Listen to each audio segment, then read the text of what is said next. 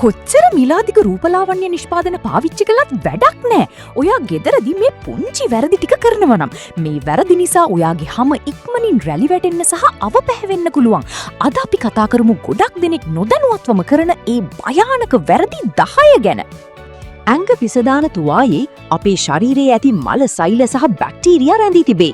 එම තුවායෙන්ම මුහුණ පිස දැමූ විට එම විෂ බීජ මුහුණේ සිදුරු තුලට ගොස් කුරුලෑ සහ ආසාදන ඇති කරයි. දවස පුරා අපේ දෑත් දුරකථන මුදල් සහ විවිධ මතු පිටවල් ස්පර්ශ කරයි.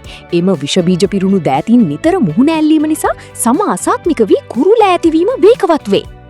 උණු වතුරෙන් මුහුණ සේදීමේදී සමේ ඇති ස්වාභාවික තෙල් තට්ටුව සම්පූර්ණයෙන්ම ඉවත් වේ.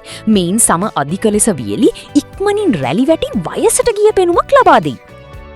රාත්‍රී කාලයේදී සම නැවත අලුත් වැඩියාවේ.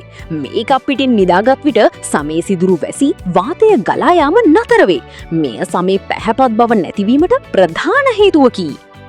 රාත්‍රී කාලයේදී සම නැවත අලුත් වැඩියාවේ. මේකප් පිටින් නිදාගත් විට සමේ සිදුරු වැසි වාතය ගලා යාම නතර වේ. මෙය සමේ පැහැපත් බව නැතිවීමට ප්‍රධාන හේතුවකි. නිවස ඇතුලේ සිටියත් ජනේල හරහා එන UV කිරණ සමට හානි කරයි. නිතර සන්ස්ක්‍රීන් භාවිතා නොකිරීම නිසා සමේ අඳුරු ලප සහ අක්කලට වයසට යාම සිදුවේ. පාවිච්චි කරන ලද බුරුසුවල පැරණි මේකප් සහ බැක්ටීරියා විශාල වශයෙන් රැඳී පවතී. ඒවා පිරිසිදු නොකර නැවත පාවිච්චි කිරීමෙන් සමේ දරුණු ආසාදන ඇති විය හැක. සාමාන්‍ය සබන්වල pH අගය ඉහළ නිසා එය මුහුණේ සමට රළු වැඩිය. මෙය සමේ තිබිය යුතු ආරක්ෂක පටලය විනාශ කරයි. ස්ක්‍රබ් කිරීම හොඳ වුණත් එය දිනපතා කිරීමෙන් සමේ සෛල තුවාල වේ.